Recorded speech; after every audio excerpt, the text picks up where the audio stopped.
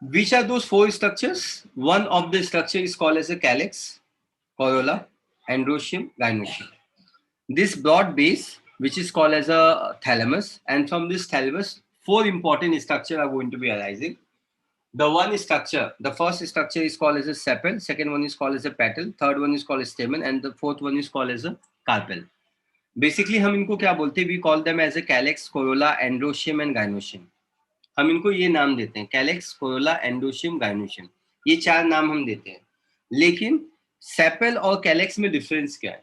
इनमें डिफरेंस ये है, the individual members of calyx is called sepal, the individual member of corolla is called petals, the individual member of androecium is called stamen, the individual member of gynoecium is called as a carpel, या we can also call it as a pistil, हम इसको pistil भी बोलते हैं. तो concept clear है? over which four walls of floral leaves arise. इसको हम walls बोलते हैं. जब भी वर्ड्स walls बायोलॉजी में आएगा, it means that ये circular form. Can you just write the meaning, please? Wall means circular form. All this structure, calyx, corolla, endoecium, gynoecium, they all will arise in the circular form. They all will arise in the circular form. Circular form में arise होते हैं. Yeah. So calyx, corolla, individual member of calyx is called sepal, individual member of corolla is called petal, individual member of endoecium is called stamen, individual member of gynoecium is called carpel. Carpel का दूसरा नाम, the another name is called pistil. पक्का? Out of calyx, corolla, endoecium, gynoecium, androecium, gynoecium, that is number 3 and number 4. Number 3 and number 4, they are very, very important. They are very, very important. Yes, sir. They are very, very important. These four structures are very, very important. Oh, number 3 and number 4 is very important. Why? Because they represent the essential floral organ. They represent the essential floral organs. Okay. Number 1 and 2, they are the accessory non-essential floral organs. They are accessory and they are non-essential floral organs, as they have only supportive role. They have only supportive role, and I think the point is taken. Number 3 and number 4, they represent the essential floral structure, and number 1 and number 2, they represent the accessory or non-essential floral structure. ठीक है? Concept is clear? Why they are called essential? The question arises, why they are called essential? Because they play key important role. They play key important role in the formation of the male gamete and female gamete. They play important role in formation of the pollen grain. They play important role in formation of the ovule.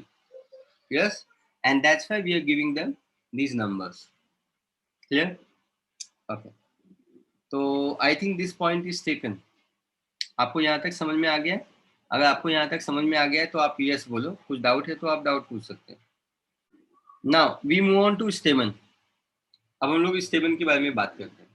मतलब कौन सी स्टेमन के बारे में? We are going to talk about stamen. This stamen we are going to talk about. ये stamen के बारे में हम लोग बात कर रहे हैं. तो जब हम लोग स्टेमन के बारे में बात करते हैं,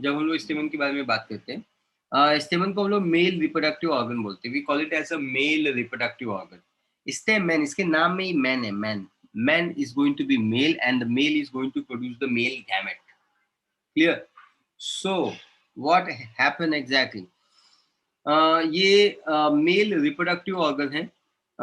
माइक्रोस्पोरोफिल ऑफ फ्लावर, इसको हम माइक्रोस्पोरोफिल ऑफ फ्लावर भी बोल सकते हैं. Yes sir, we call this structure as a microsporophyll for this particular flower.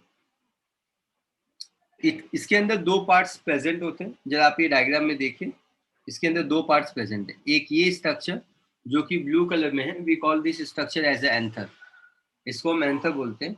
और ये जो पर्पल कलर का जो स्ट्रक्चर है, इसको हम बोलते हैं filament. So there is an anther and there is a filament. So this concept is very very clear. So male reproductive organs है नंबर 1 पॉइंट. इसको माइक्रोस्पोरोफिल ऑफ अ फ्लावर हम लोग बोलते हैं, माइक्रोस्पोरोफिल बोलते हैं. माइक्रोस्पोरोफिल इसका दूसरा नाम है. फीमेल में हम लोग जो कार्पेल है या पिस्टिल है, उसको हम मेगास्पोरोफिल बोलते हैं. माइक्रोस्पोरोफिल मतलब ये माइक्रोस्पोर प्रोड्यूस करेगा. मेगास्पोरोफिल मतलब ये मेगास्पोर प्रोड्यूस करेगा. I think concept is clear. So microsporophyll का मतलब they are going to produce the microspore, microspore. And megasporophyll का मतलब होता है they are going to produce the megaspore. I think concept is taken. So microsporophyll, microspore मतलब microspore, phyll का मतलब होता है लीफ. तो पूरा मीनिंग सीखो. माइक्रोस्पोरोफिल, माइक्रोस्पोर मतलब माइक्रोस्पोर, फिल मतलब लीफ. ऐसा leaf which is going to produce microspore is called as a microsporophyll. I think concept is very very clear. ठीक है. It consist of two parts. इसके अंदर दो पार्ट्स है, फिलामेंट है और एंथर है. These are the two parts which are going to be present. Filament है, इसके अंदर filament is a long stalk and it is going to be cylindrical structure. It is a long stalk and it is going to be the cylindrical structure.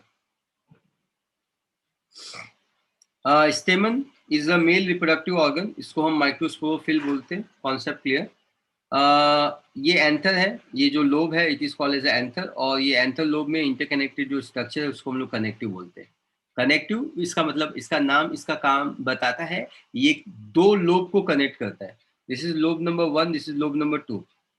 ये दो lobe को connect करता है, इसलिए हम इसको कनेक्टिव बोलते हैं. I think this point is taken. ये स्ट्रक्चर को हम लोग फिलामेंट बोलते हैं. I think this point is also taken. अब आगे बढ़ते हैं हम लोग. एंथर जो है it is a broad knob like structure. It is a broad knob like structure. It is a fertile part. ये एक फर्टाइल पार्ट है. तो ये पॉइंट आपको क्लियर होना चाहिए कि this is a fertile part. 100% super. आगे बढ़ते हैं हम लोग. इट कंसिस्ट ऑफ वन और टू एंथर लोब. इसके अंदर वन और टू एंथर लोब्स प्रेजेंट होते हैं. वन और टू एंथर लोब प्रेजेंट होते हैं.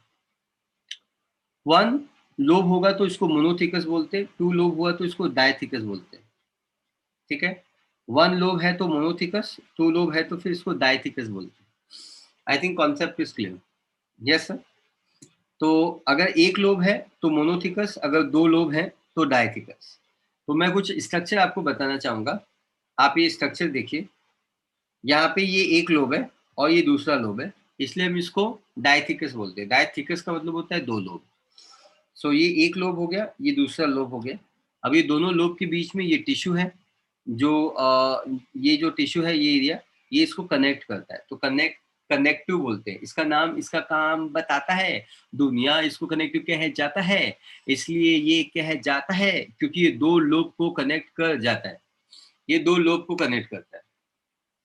I think concept is very very clear. पक्का. ये दो लोब को कनेक्ट करता है. अब आपको ये समझ में आना चाहिए कि anther is a broad knob like structure, fertile part of the stamen है. इट कंसिस्ट ऑफ वन और टू एंथर लोब. अगर वन लोब होगा तो इसको मोनोथिकस बोलेंगे, अगर टू लोब होगा तो इसको डायथिकस बोलेंगे. ठीक है. अब इसके अंदर कौन कौन से स्ट्रक्चर प्रेजेंट है उसके बारे में हम लोग बात करने जा रहे हैं, है ना. तो इसके अंदर कौन है, two anther lobes are going to be present. इसके अंदर दो एंथर लोब है. Anterior region by deep groove. Anterior side में डीप ग्रू प्रेजेंट है. क्या देखते हैं डीप ग्रू क्या होता है. यू कैन सी इसका एंटीरियर साइड है, यहाँ पे आपको डीप ग्रू दिखाई दे रहा है. ग्रू का मतलब क्या होता है, मीनिंग आप लिख लो प्लीज. रेड रिबन में आपके आपके लेक्चर नोट्स में आप लिख लीजिए. ग्रू का मतलब होता है कटिंग. ग्रू का मतलब क्या होता है, ग्रू का मतलब होता है कटिंग. ग्रू का मीनिंग होता है कटिंग. तो यहाँ पे थोड़ा सा कट दिखाई दे रहा है आपको, ये वी शेप कट दिखाई दे रहा है. तो ये स्ट्रक्चर को हम लोग कटिंग बोलते हैं, है ना, ग्रू बोलते हैं. So the point is taken. So there are two anther lobe. Anterior region में there is a deep groove and दोनों लोब के बीच में there is a connectives. Connectives होता है and ये जो connective होता है दो लोब के बीच में होता है. इसके बीच में होता है, दो लोब के बीच में होता है. अगर लोब नहीं तो, अगर लोब दो नहीं है एक ही लोब है तो, if there is only single lobe, अगर वहां पे सिंगल लोब है तो there will be monothecus. ये monothecus स्ट्रक्चर होगा. डायथिकस कब होगा, जब दो लोब होंगे. दो लोब होंगे तो उनको जोड़ने के लिए कनेक्टिव की जरूरत पड़ेगी. लेकिन अगर एक ही लोब है तो कनेक्टिव की जरूरत नहीं पड़ेगी. और इसलिए it is going to be absent in a monothecous. Connective absent रहेगा. कनेक्टिव के अंदर वेस्कुलर स्ट्रैंड्स है. If you will focus on this particular diagram, You can see this diagram, this dotted structure is called as a vascular strand. हम इसको vascular strand बोलते हैं. क्यों बोलते हैं हम वेस्कुलर स्ट्रैंड? क्योंकि ये फूड को कंडक्ट करता है. इसके अंदर जाइलम होगा, इसके अंदर फ्लोएम होगा, इसके अंदर कंडक्टिंग टिश्यू होगा. I think point is second. Yes sir. तो on back side both lobe are attach by a sterile parenchyma. दोनों जो लोब होते हैं अटैच बाय स्टेराइल पैरेंकाइमा. दोनों लोब स्टेराइल पैरेंकाइमा से अटैच होते हैं. स्टेराइल का मतलब क्या होता है? स्टेराइल का मतलब आप लिख लो, please write down the meaning. Sterile का मतलब होता है नॉन फर्टाइल. इसका मतलब होता है नॉन फर्टाइल. Yes sir. इसका मतलब होता है non fertile. The structure is not fertile. पक्का? Structure is not fertile. 100% super. आगे बढ़ते हैं. यस सर, आगे बढ़ते हैं. तो ये जो कनेक्टिव होगा ना, कनेक्टिव रिप्रोडक्शन में रोल प्ले नहीं करेगा. आप ये डायग्राम को देखो, यहाँ पे रिप्रोडक्शन में रोल कौन करने वाला है? ये जो टिश्यू है ना, pink colour, who are you? I am the sporogenous cell. Pink colour, who are you? I am the sporogenous cell. Sporogenous cell का मतलब होता है spore generating cell. Sporogenous cell का मतलब ये होता है spore generating cell, spore giving cell. Yes sir. तो माइक्रोस्पोर देने वाला स्ट्रक्चर ये स्पोरोजीनस सेल्स है. दिस इज ये जो कनेक्टिव है या बाकी के टिश्यू है ये स्टेराइल है. ये रिप्रोडक्शन में अपना रोल प्ले नहीं करेंगे. Yes sir. Is that clear? तो I think concept is very very clear. 100%. चलो अब हम आगे बढ़ते हैं, है ना. तो आपको ये क्लियर होना चाहिए. Each anther lobe have two long cylindrical. नहीं, यहाँ पे नहीं, हम लोग यहाँ पे. ये कॉन्सेप्ट क्लियर हो गया आपको? मैं एक बार फाइनली रिपीट कर देता हूँ. To anther lobe, anterior region में there is a deep groove. On back side both lobes are attached by sterile parenchyma tissue. इस टिश्यू को हम लोग कनेक्टिव्स बोलते हैं. Connective absent in monothecus and it possesses a vascular strand. I think this page is clear. Yes sir. अब हम आगे जाते हैं. Yes sir.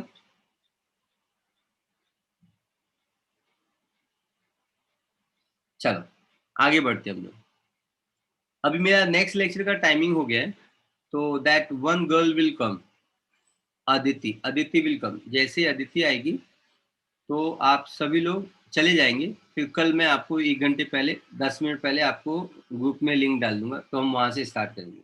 अदिति का बहुत आगे चल रहा है ना. And who will not go? Rutuja will not go, others will go जब मैं आपको बोलूंगा.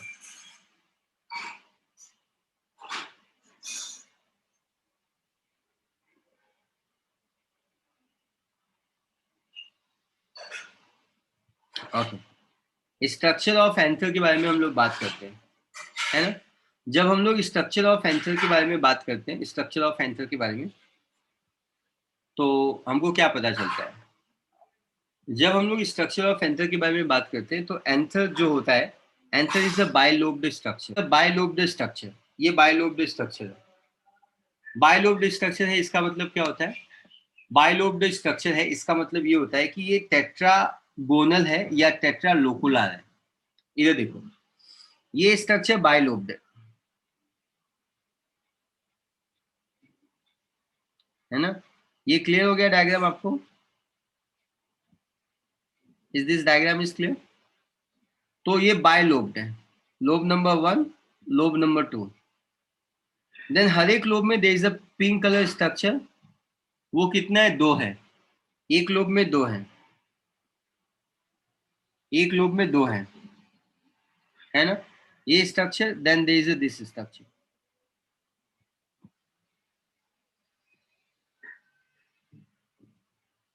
पक्का? ये जो पिंक कलर का स्ट्रक्चर है, that pink colour structure is going to be 2 in number. एक लोब में मैं बोल रहा हूँ.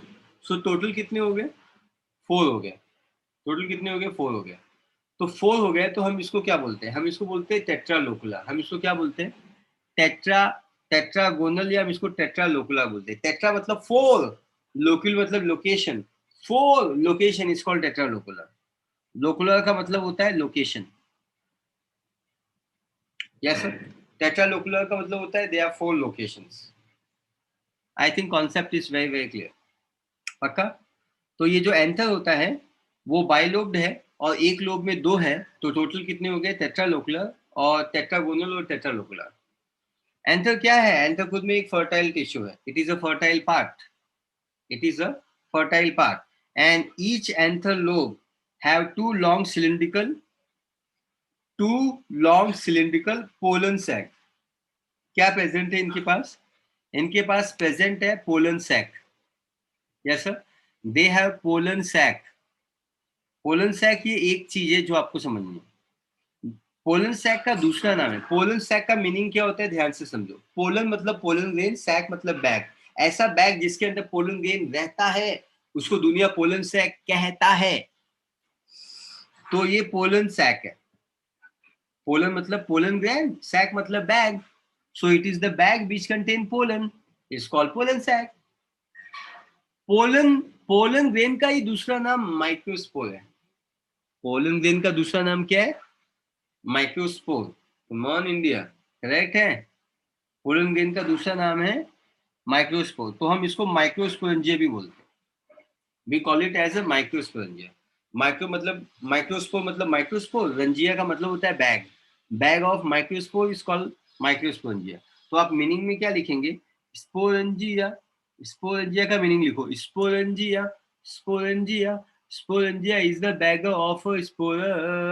Sporangia, oh sporangia, sporangia is a bag of spore. तो ये बैग ऑफ स्पोर है, स्पोरेंजिया। लेकिन जब मैंने माइक्रोस्पोरेंजिया बोला इसका मतलब क्या है? जब मैंने माइक्रोस्पोरेंजिया बोला इसका मतलब क्या है? It's the bag of microspore. तो ये भी मीनिंग लिख लो, microsporangia is the bag of microspore. और इसी को हम पोलन चैम्बर भी बोलते हैं। चैम्बर का मतलब होता है खाली जगह, ऐसी खाली जगह जहां पे पोलन ग्रेन बनता है ना, उसको हम पोलन चैम्बर बोलते हैं। सो पोलन सैक हो गया, माइक्रोस्पोरेंजिया हो गया, पोलन चैम्बर हो गया। I think this concepts are very clear. कोई डाउट है इसमें आपको? नो। तो I think the concept is very clear. पक्का? Very good. चलो, डायथिकस एंथर। डायथिकस एंथर के बारे में बात करते हैं। डायथिकस एंथर का मतलब होता है टेट्रास्पोरेंजिएट, और मोनोथिकस एंथर का मतलब होता है बाइस्पोरेंजिएट। अगर डायथिकस है मतलब 2 लोब है तो टेट्रास्पोरेंजिया होगा। देखो ना, ये डायग्राम में आप देखो कितना स्पोरेंजिया है, 1 2 3 4। और लोब कितने हैं? 2। Lobe number 1, lobe number 2। तो लोब 2 है यहाँ पे, lobe number 1 and lobe number 2। लेकिन यहाँ पे स्पोरेंजिया कितना है? तो स्पोरेंजिया 4 है। आई थिंक कॉन्सेप्ट क्लियर है। पक्का? Very good. सो आगे बढ़ते हैं हम लोग। अगर डायथिकस एंथर रहेगा तो टेट्रा स्पोरेंजिएट रहेगा, और अगर मोनोथिकस रहेगा तो बाइस्पोरेंजिएट रहेगा। I think both the concepts are very clear. जी, यस।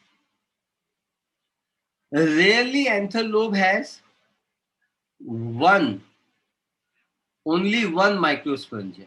ऐसा रेयर कंडीशन होता है, ऐसा रेयरली होता है कि one microsporangia, only one microsporangia is going to be present. ऐसा रेयरली होता है, ठीक है। तो ये जो रेयर कंडीशन है, ये जो रेयर कंडीशन है वो किस में पाई जाती है? वॉल्फिया में पाई जाती है। मतलब वॉल्फिया में एक ही माइक्रोस्पोरेंजिया है, मतलब एक ही बैग है। कर लो। नाउ दिस वॉल्फिया, वॉल्फिया की खास बात क्या होती है जो आपने प्लांट किंगडम में सीखा भी होगा? वॉल्फिया की खास बात ये होती है कि it is A smallest angiosperm. ये एक स्मॉलेस्ट एंजियोस्पर्म है। It is the smallest angiosperm. पक्का? नाइस, क्लियर है, वेरी गुड। आगे बढ़ते हैं। ऑल माइक्रोस्पोरेंजिया, जो सभी माइक्रोस्पोरेंजिया होते हैं, they are covered by outside by well defined common epidermis. Epidermis तो आपको पता है, एपी का मतलब होता है आउटर, डर्मिस का मतलब होता है लेयर, आउटर लेयर। तो एपिडर्मिस तो सभी के पास होगा। तो ये जो माइक्रोस्पोरेंजिया है, इसके ऊपर भी आउटसाइड में वेल डिफाइंड कॉमन एपिडर्मिस होता है। Epidermis is the outer most layer.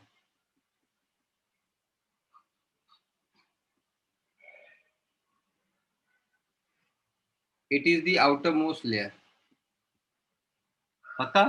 Very good. The cells of epidermis often become stressed and shrivel off at maturity. ठीक है? The cells of epidermis often become stressed and shrivel. Stress का मतलब होता है खींचना, तानना, tense करना, पुल करना, और shrivels का मतलब होता है खींच के ब्रेक करना। क्या है रुमाल? देखिए, ये हाइपोथेटिकल रुमाल है। ये रुमाल को मैं खींचूंगा तो मैं इसको स्ट्रेच कर रहा हूं। अगर मैं और भी स्ट्रेच करूंगा, और भी स्ट्रेच करूंगा, तो ये शिवर ऑफ हो जाएगा, फट जाएगा। तो the cells of epidermis often become stretched and shrivel off at maturity. At maturity ये श्रिवर ऑफ हो जाएगा। आई थिंक कॉन्सेप्ट क्लियर है। पक्का? श्रिवर ऑफ करने की जरूरत क्या है? क्योंकि पोलन ग्रेन को रिलीज करना है। अगर एंथर लोब फटेगा नहीं तो पोलन रिलीज कैसे हो? ये इंपॉर्टेंट सवाल है। How the pollen is going to release? पक्का? तो I think this concept is clear 100%। Good. अब आपको अगर यहां तक समझ में आ गया है तो आप इसको यस बोलिए, या तो आप बीच में भी डाउट है या ये ऐसा बीच में आप बोल सकते हैं।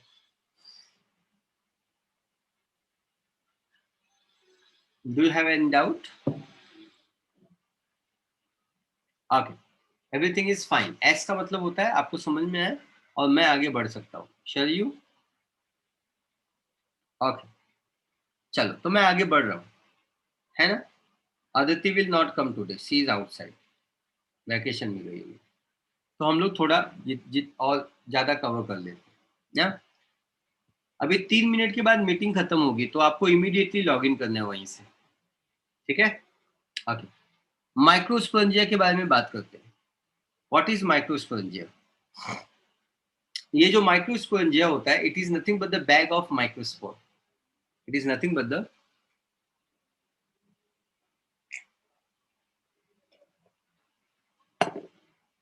What is microsporangia?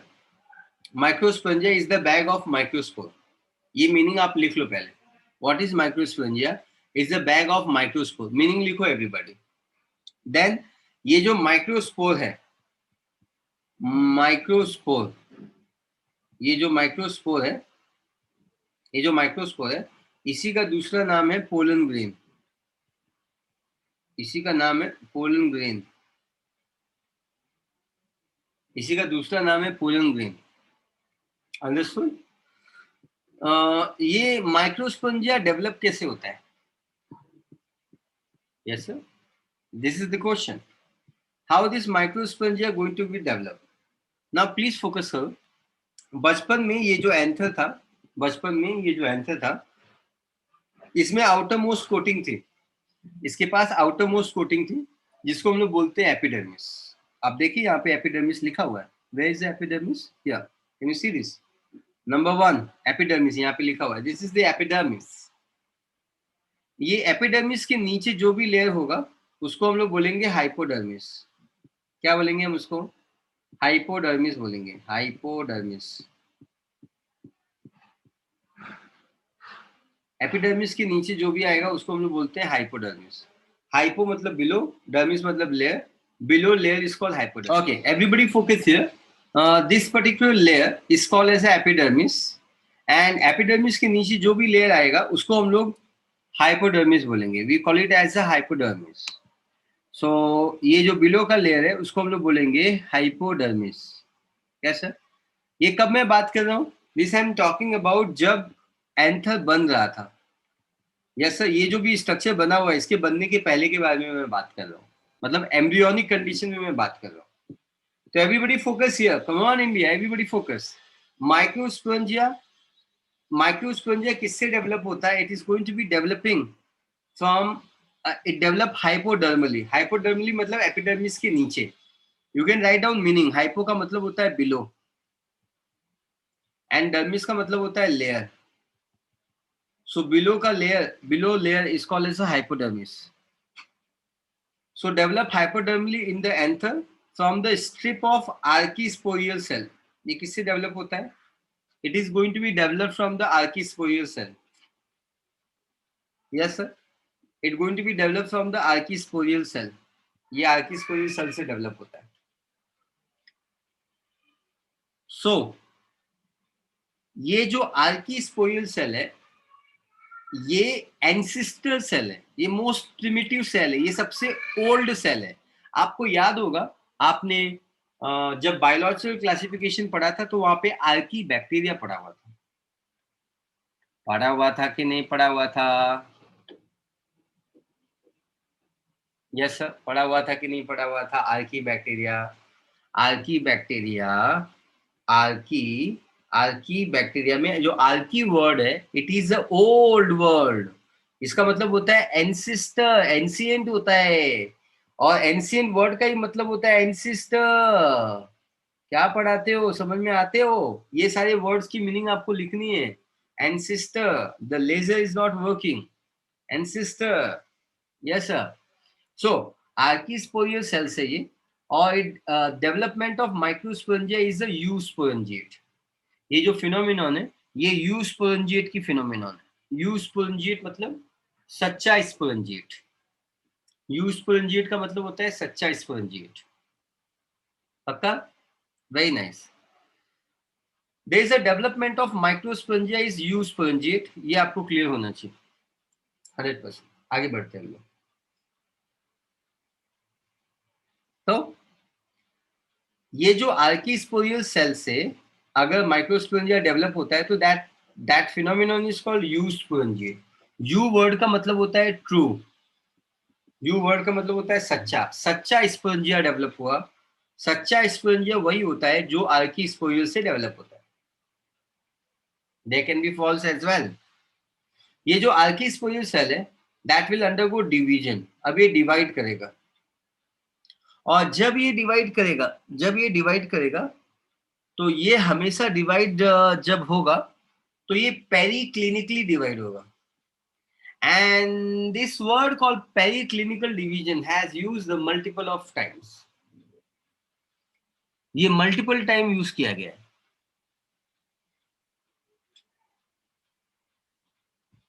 आपके सिलेबस में इस चैप्टर में ये मल्टीपल टाइम बार यूज किया हुआ है, पेरीक्लिनिकल डिवीजन, है ना?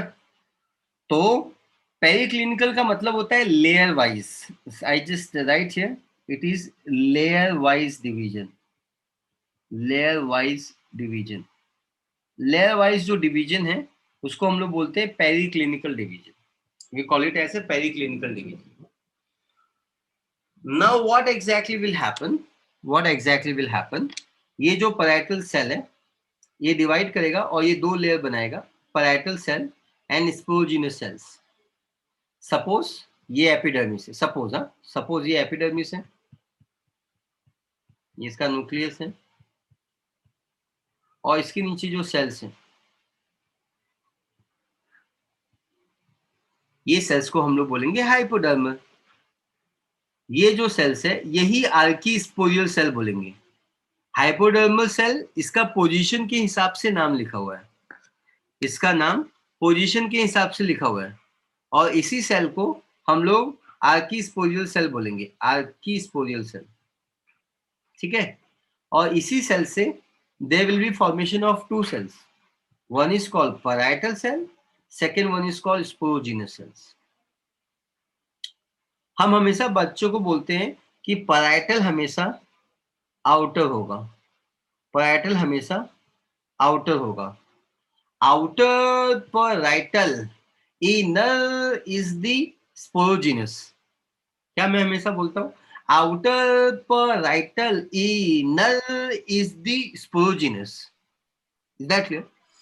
सो ये जो पैराइटल सेल है और ये स्पोरोजिनस सेल्स है। स्पोरोजिनस सेल्स का मतलब क्या होता है? स्पोरो का मतलब होता है स्पोर्स, और जीनस वर्ड का मतलब होता है generating,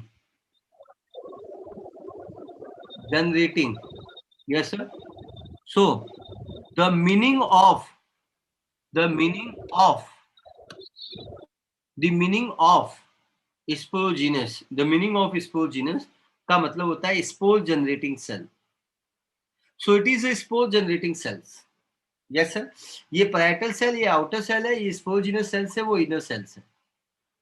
they will divide further, ये फिर से डिवाइड करेगा, ये फर्दर डिवाइड करेगा। लेकिन जब ये फिर से डिवाइड कर रहा है तो फिर से भी डिवाइड करते वक्त दे विल डिवाइड पेरिक्लिनिकली, ये पेरिक्लिनिकल डिवीजन करेगा। पेरिक्लिनिकल वॉल्स में to produce the 3 to 5 layers of microsporangial wall. क्या बनाएगा ये? 3 to 5 माइक्रोस्पोरेंजियल वॉल बनाएगा। पक्का क्लियर है? Concept is very clear, 100% clear. तो everybody focus here. Periclinal wall है to produce the 3 to 5 layer of microsporangial wall, microsporangial wall बनाएगा, wall. अब जरा वो वॉल के बारे में पढ़ते हैं।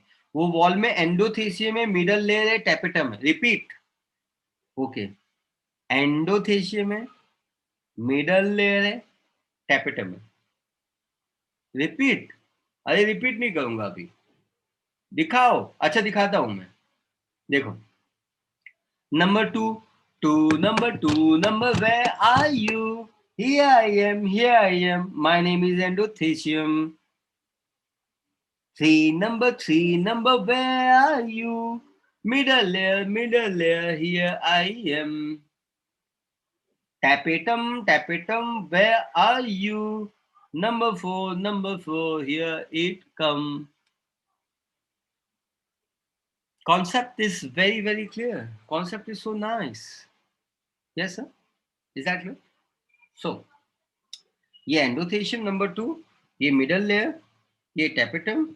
These are the layer. That point should be very, very clear to you. Clear? ये तीनों किसके लेयर से बने हुए हैं? एपिडर्मिस के नीचे जो भी आया था वो पैराइटल सेल कहलाया था, और जब यही पैराइटल सेल डिवाइड हो पाया था वही डिवाइड होके तो ये लेयर्स ऑफ सेल कहलाया था। दुनिया इसको एंडोथेशियम 2 नंबर, मिडल लेयर है 3 नंबर, टैपेटम है 4 number.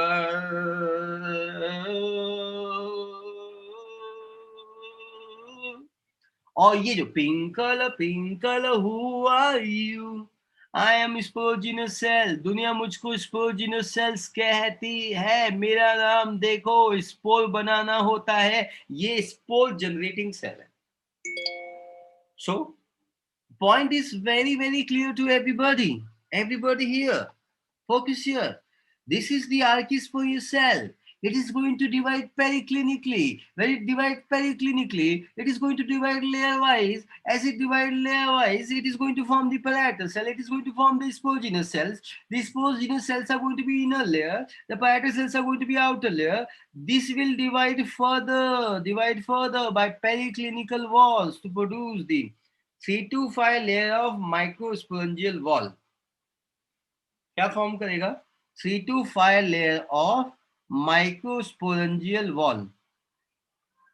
They will form microsporangial wall. Microsporangial wall form करेगा। पक्का? आई थिंक ये जो माइक्रोस्पोरेंजियल वॉल है वो एंडोथेशियम मिडल लेयर है, टैपेटम है। एक बार मुझे बस यस बोल दो, चैट बॉक्स में यस बोल दो कि आपको समझ में आ गया है, तब मैं आगे जाऊंगा। मैं यहाँ रुकना नहीं चाहता हूँ, मैं उड़ना चाहता हूँ, भागना चाहता हूँ। मैं बस रुकना नहीं चाहता हूँ, मैं गिरना चाहता हूँ, फिर उठना चाहता हूँ, लेकिन मैं आगे जाना चाहता हूँ। Everybody please Sharayu, Rutuja, come on India, everybody, all student, yes sir. Come on, say yes, sir. Thank you so much. Now, my job is very simple. My job is very simple. Now, when talk about the ये जो epidermis है, endothecium है, middle layer है, tapetum, इनके बारे में हम बात करेंगे और स्पोर जनरेटिंग पोलन ग्रेन के बारे में बात करेंगे. So our job will be very simple. So let us begin with our job. What is my job? My job is to talk about the microspongioल wall. माइक्रोस्पोंजियल वॉल में सबसे बाहर कौन है? एपिडर्मिस है. फिर कौन है? एंडोथेशियम है. फिर वो 1 से 3 लेयर मिडल लेयर के हैं और फिर टेपिटम है. कॉन्सेप्ट क्लियर है? कॉन्सेप्ट क्लियर है? So there is epidermis, there is endothelium, there is a 1, 2, 3 middle layer, there is a tapetum. These are the layers which are going to be present here. कोई doubt about this? Any doubt about this? No. Superb. So epidermis जो होता है वो सबसे बाहर होता है. अरे जिसके नाम में ही एपी है, एपी मतलब अपर, एपी मतलब सबसे बाहर, ये सबसे बाहर का लेयर है ना? It is the outermost layer. Clear है? So epidermis is the outermost layer. ये आउटरमोस्ट लेयर है. पक्का है ना? ये कॉमन एंथर कवरिंग है. It is a common anther covering. ये कॉमन एंथर कवरिंग है और इसमें 1 number, 2 number, 3 number perform function of protection in the young anther. 1 number कौन? 1 नंबर कौन? एपिडर्मिस. 2 नंबर कौन? 2 नंबर कौन? एंडोथेशियम. 3 नंबर कौन? 3 नंबर कौन? Middle layer. 1 number, 2 number, 3 number epidermis, endothecium and middle layer. ये जो तीनों नंबर्स है इनका फंक्शन होगा प्रोटेक्शन. प्रोटेक्शन आब्रा का डाबरा, प्रोटेक्शन गाबरा का आब्रा, protection protection protection. Yes sir. Protection in the young anther. Yes, sir. And they also play very, very important role in mechanism of dehiscence. Dehiscence का meaning लिखो. Everybody will write the meaning of dehiscence. Ladies and gentlemen presenting dehiscence. What do you mean by ladies and gentlemen dehiscence? Dehiscence का मतलब होता है break होना और फिर release होना. Breaking and releasing.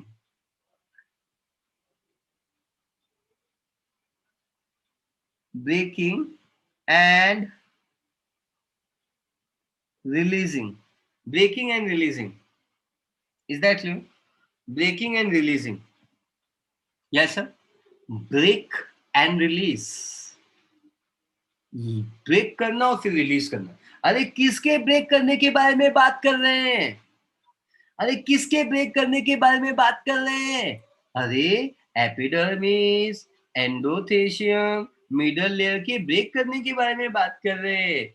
अरे किसके रिलीज करने के बारे में बात कर रहे हैं? अरे ये जो स्पोरोजिनस सेल्स है ये स्पोर को प्रोड्यूस करता है और जब ये स्पोर को प्रोड्यूस करेगा तो वो स्पोर के रिलीज होगा और वो स्पोर के रिलीज करने की बात हो रही है.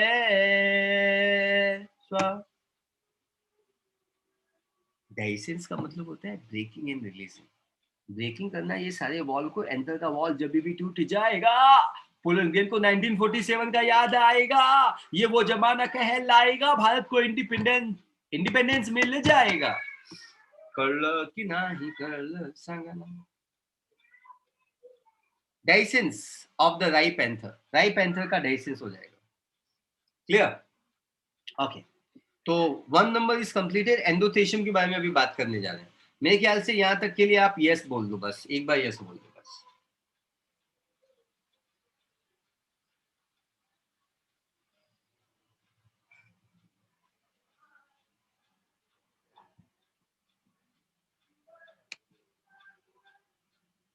हम लोग बात करने जा रहे हैं इस समय.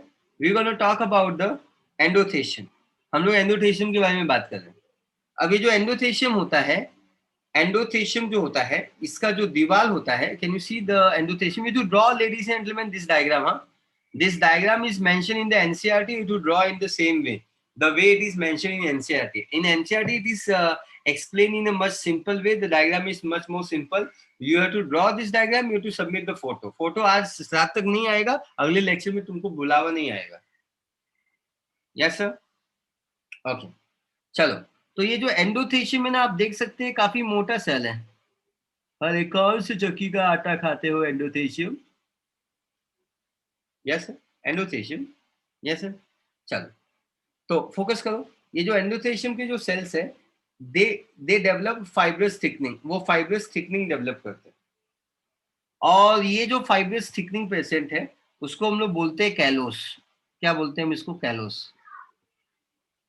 कैलोस एक पॉलीसैकेराइड है. पॉलीसैकेराइड्स,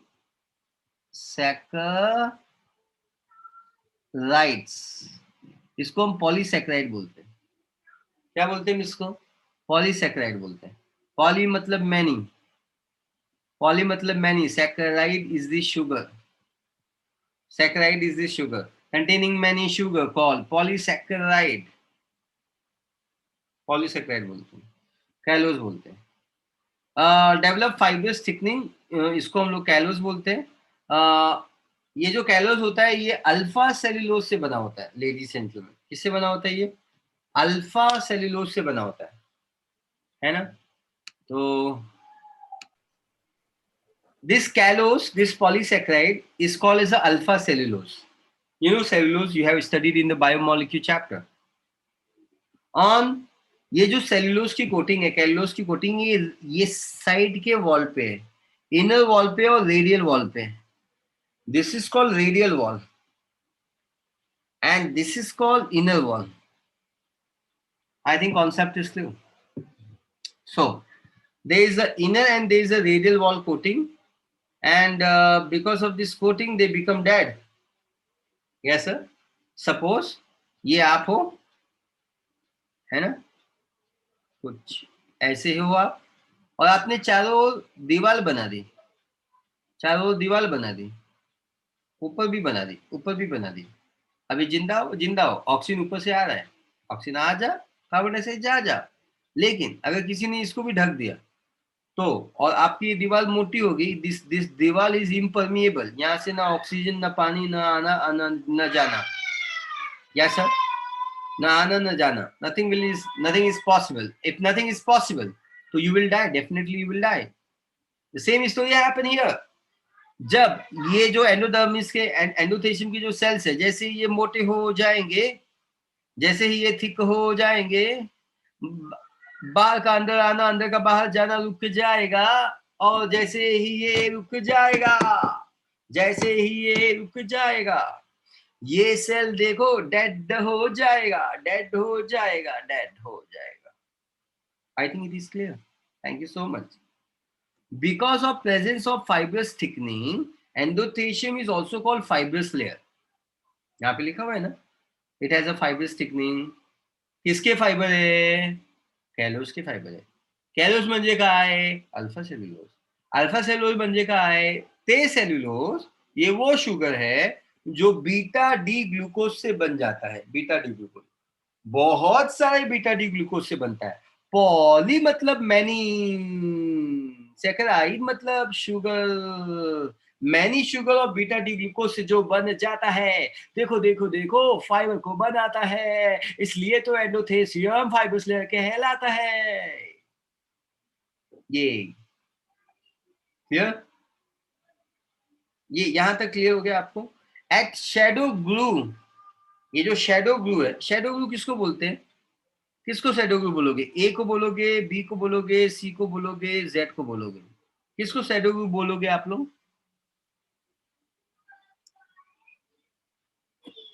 शैडो ग्लू का मतलब होता है, ग्लू का मतलब होता है सरफेस कट. शैडो ग्लू का मतलब होता है कि सरफेस पे जो कट है वो बहुत ज्यादा डीप नहीं है, इट्स शैलो. तो ये है शैडो ग्लू. ए और बी, ए और बी को शैडो ग्लू बोलते हैं. और यहाँ पे ब्रेक होता है. ये can you see here, it is breaking. And who is going to release? जहां पे ब्रेक होगा उसको माउथ बोलेंगे. अपनी शक्ल देखी है तुमने कभी? आप अच्छा सभी लड़कियां ही, अच्छा एक लड़का है सर। आप सभी ने अपनी कभी शक्ल देखी?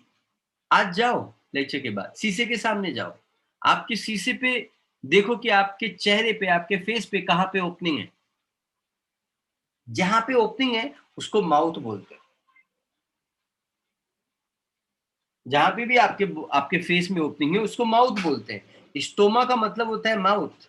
और यहाँ पे ये स्ट्रक्चर खुलने वाला है, ब्रेक होने वाला है।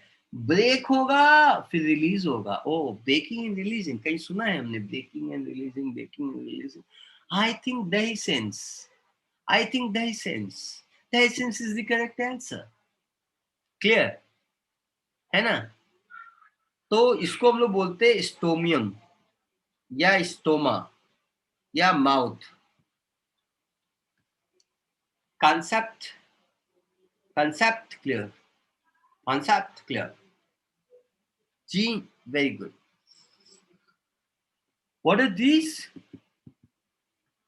What are these? These are pollen grain. These are pollen grain. Concept clear? These are pollen grain. Now focus here. ये fibrous layer है. Shallow groove present between the two microsporangia. ये जो shallow groove है ये दो microsporangia number 1 2 3 4 ये microsporangia है। और दो माइक्रोस्पोंजिया के बीच में जो भी ग्लू आएगा ये शैलो ग्लू कहलाएगा। शैलो ग्लू बहुत ही ज्यादा डीप नहीं हो पाएगा। ये बहुत ज्यादा डीप नहीं, ये डीप है।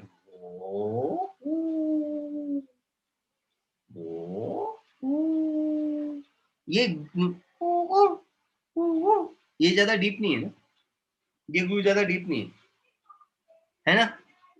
सी सी जी में पढ़ा रहा हूँ, 4G में पढ़ा रहा हूँ, सॉरी, है ना? तो I think between the two between the two microsporangia, the anther lobe, the hypodermal cells जो भी रहेंगे at the level of endothelium, they remain thin walled. उसमें कैलोस नहीं रहेगा, थिन वॉल्ड रहेंगे। थिन वॉल्ड रहेंगे, वहां पे वो ओपन हो जाएगा। देखो फाइबर सब जगह प्रेजेंट रहेगा तो वो ब्रेक नहीं हो पाएगा।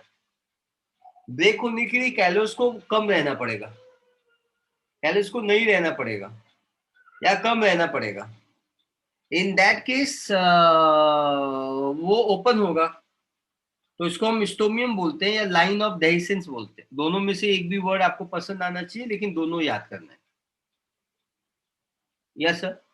Now we move on to middle layer. Middle layer पे मूव ऑन करते हैं। जब हम मिडल लेयर पे मूव ऑन करते हैं तो मिडल लेयर डीजनरेट, ये डीजनरेट होता है। डीजनरेट होता है मतलब मर जाता है, मरने के बाद किसी काम नहीं आता है। तो degenerate to provide the nourishment to growing microspore mother cell.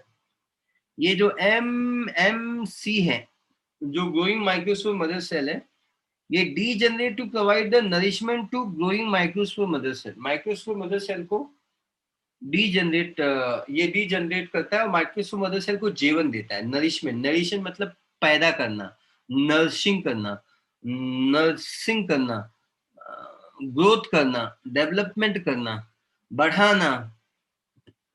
पढ़ लो। आई थिंक ये पॉइंट भी क्लियर हो गया। आई थिंक ये पेज क्लियर हो गया। आई थिंक ये पेज क्लियर हो गया यहाँ तक। और यहाँ तक के लिए आप मुझे एक बार यस बोल सकते हैं।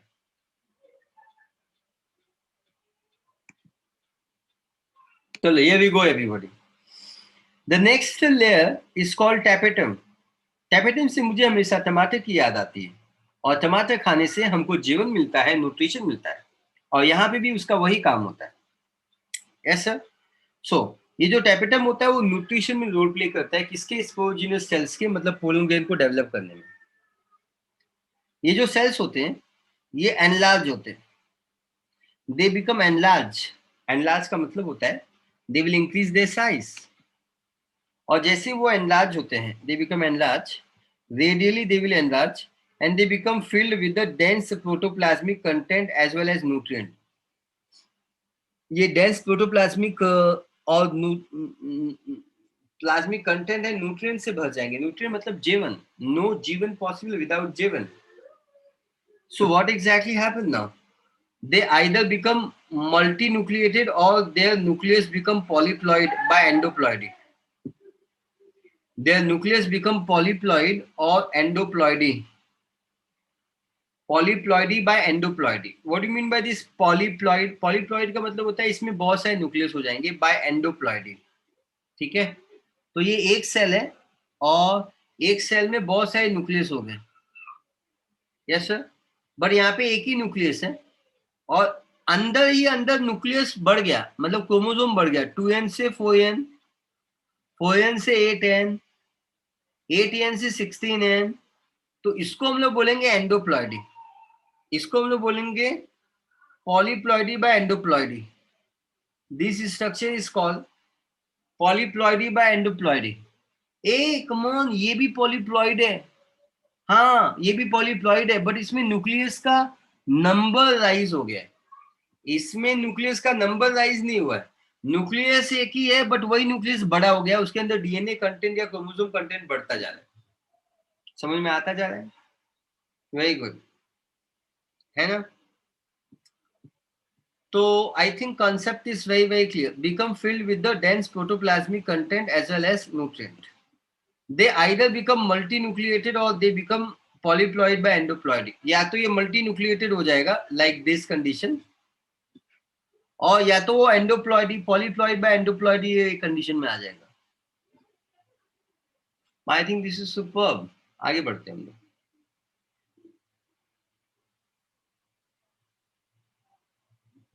ये जो टैपेटम होता है, ये जो टैपेटम होता है, टैपेटम दो टाइप के सेल्स होते हैं. There are two types. The first type is called amoeboid. First type is called amoeboid. Second type is called secretory.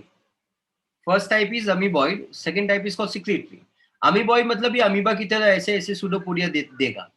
Secretory मतलब ये कुछ तो सिक्रीट करेगा, ये ग्लैंडुलर रहेगा. ग्लैंडुलर वो कहलाता है कुछ तो सिक्रीट कर जाता है. ग्लैंडुलर वो कहलाता है कुछ तो सिक्रीट कर जाता है. अमीबॉइड वो कहलाता है सूडोपोडिया देके मुंह कर जाता है. ये जो अमीबॉइड होता है ना, ये इन्वेसिव है. इन्वेसिव है मतलब ये अगर ये सेल्स हैं तो ये सेल्स के बीच में ऐसे ट्रेवल करता है, ऐसे सेल्स के बीच में ट्रेवल करता है. सूडोपोडिया देके, ये स्ट्रक्चर देके, सूडोपोडिया देके, है ना? ये इन्वेसिव है. इन्वेसिव का मतलब होता है पेनिट्रेटिव होना. इन्वेसिव का मतलब होता है पेनिट्रेटिव होना. पेरीप्लाज्मोडियम, पेरीप्लाज्मोडियम, पेरीप्लाज्मोडियम.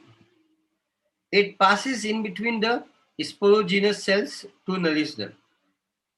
It passes in between sporogenous cells to nourish them.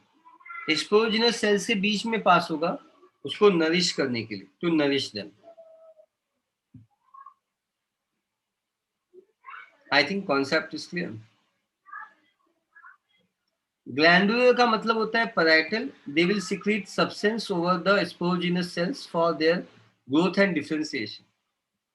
Growth and differentiation में रोल प्ले करेगा. They play important role in growth and differentiation. क्या आपको ये दोनों चार्ट समझ में आए? I think it is very simple. Amoeboid cell, secretory cell, ये स्पोरोजिनस सेल्स और नरिश करता है और ये ग्रोथ और डिफरेंशिएशन में रोल प्ले करता है. Ultimately both tapetum will degenerate. Ultimately तो सभी को मरना है तो ये भी मर जाएंगे. तो टैपेटम का क्या फंक्शन कहलाएगा वो जरा सीख लेते हैं. टैपेटम का फंक्शन है nourishment of developing microspore mother cell and pollen.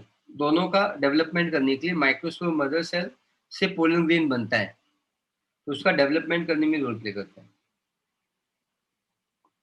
It produces the lipid-rich UBs granules containing sporopollenin for exine formation. मैं एक बार रिपीट करता हूँ इस लाइन को. It produces the lipid-rich UBs granules containing sporopollenin for exine formation. For exine formation. Exine formation के लिए, exine क्या होता है? इधर देखो, एक्साइन क्या होता है? ये देखो, ये पोलन ग्रेन है, पोलन ग्रेन में ये स्ट्रक्चर दिख रहा है आपको, ये स्ट्रक्चर एक्साइन है, देखो लिखा हुआ है ई फॉर एक्साइन, है ना। तो एक्साइन को बनाने के लिए, एक्साइन को बनाने के लिए, एक्साइन को बनाने के लिए टैपेटम का रोल इंपॉर्टेंट रहता है. So it produces a lipid-rich UV granules containing sporopollenin for exine formation. I think इसको हम lipid-rich UV बॉडी बोलते हैं या lipid-rich UV granules बोलते हैं.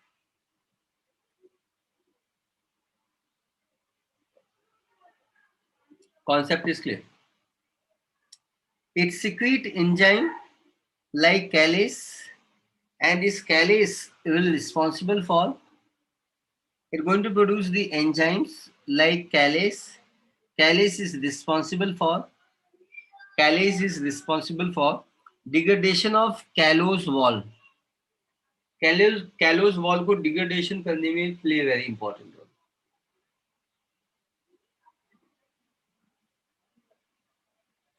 क्लियर? डिग्रेडेशन करने में बहुत ही प्ले इंपॉर्टेंट रोल है. कैलोस वॉल मालूम है ना, एपिडर्मिस के यहाँ रहता है, एंडोथेशियम के, एंडोथेशियम के यहाँ fibrous layer, alpha cellulose, beta D glucose बताया था मैंने. पोलन किट बनाने में रोल प्ले करता है. पोलन किट क्या होता है? ये ऑयली सब्सटेंस होता है, स्टिकी सब्सटेंस होता है और कैरोटीनॉइड रहता है in case of एंटमोफिली pollen grain. जैसे कुछ पोलन ग्रेन का जो पॉलिनेशन होता है वो कौन करता है? विजय मिश्रा? नहीं, इंसेक्ट करता है, insect.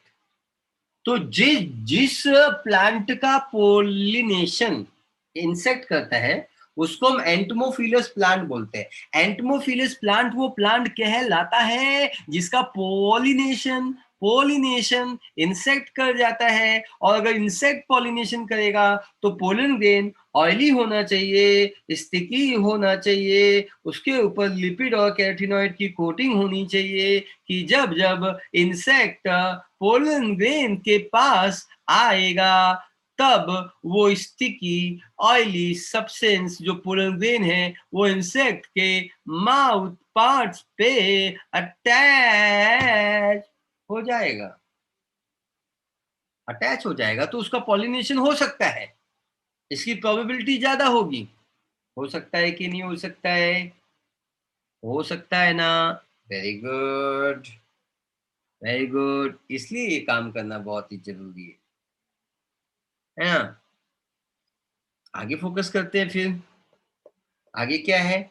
They produce the special, they produce the special protein, they will produce special protein for pollen grain to recognize compatibility and hormone IA.